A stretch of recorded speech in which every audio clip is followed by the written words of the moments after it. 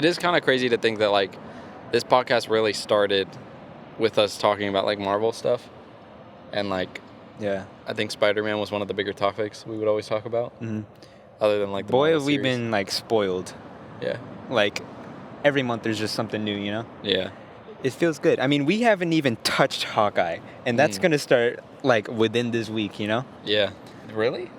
Should be, yeah. Either this week or next week, right? Something like or that. was it November? I didn't know it was November. Yeah. I thought it was like, December or something.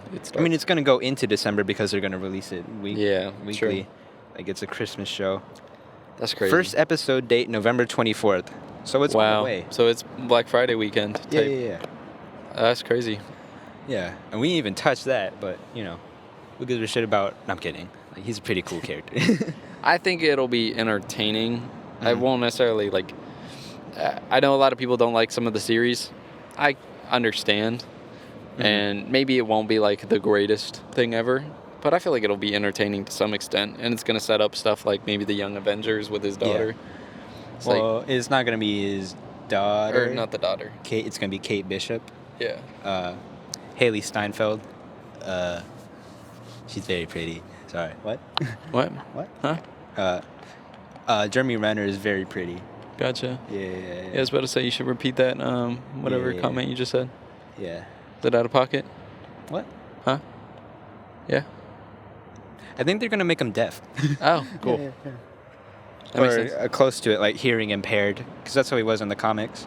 Yeah. Looking forward to it. Not nearly as much as like other shows potentially, but I mean, other shows have been announced. Yeah. Yeah, Disney Plus Day was a bit ago. Yes. Are you familiar with a lot of the characters and stuff? I can't. So, Moon Knight looked crazy. Yeah, pretty sick. Moon Knight is going to be nuts. Yeah. I hope they go with the dark. They go dark, they go gritty. Yeah.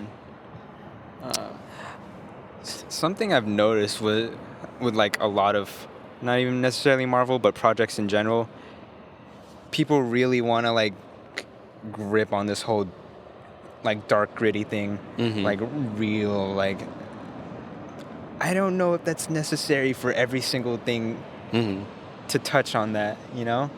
I feel sometimes like you want to be happy and you want to enjoy what you're looking at and not feel like a piece of shit after. Yes, and like I feel like I feel like Joker was good, and but you know, I feel like it's such a weird thing. Like, I think people are sick of the kind of formulaic Marvel movie where it's very like quippy and haha and sure.